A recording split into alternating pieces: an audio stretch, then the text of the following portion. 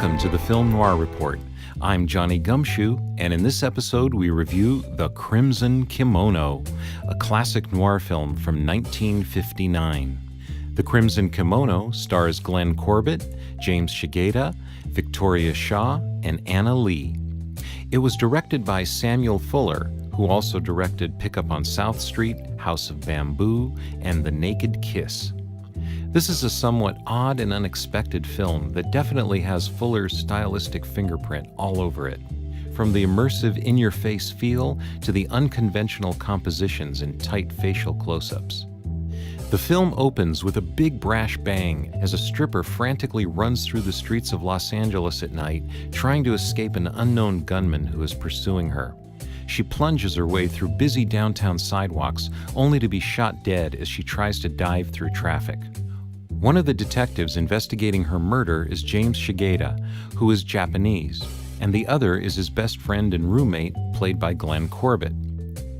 The Japanese aspect is significant because the stripper was working on a new Japanese-themed act that involved members of the local Japanese community, and the police investigation ultimately leads the detectives to the Little Tokyo area of Los Angeles, where they visit a martial arts studio, a Buddhist temple, and other locations that must have seemed exotic to viewers at the time.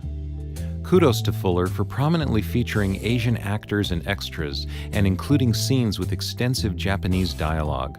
A decade earlier, these sequences would have been handled with much less authenticity.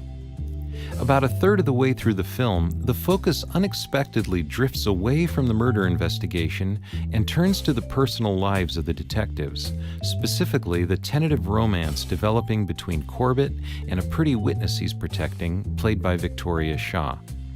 The murder investigation is all but forgotten when the story gets an unexpected jolt as smoldering feelings of love emerge between Shigeta and Shaw.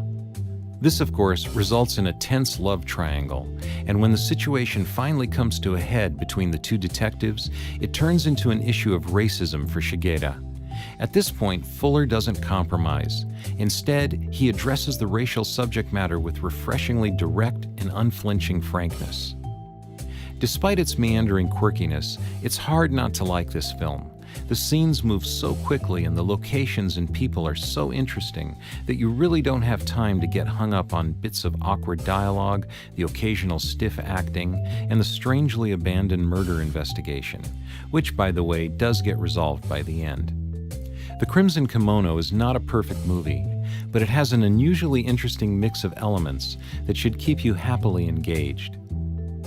We give The Crimson Kimono 3.5 out of 5 fedoras. The Crimson Kimono is available on DVD. Thanks for watching, and please visit our channel for more film noir movie reviews.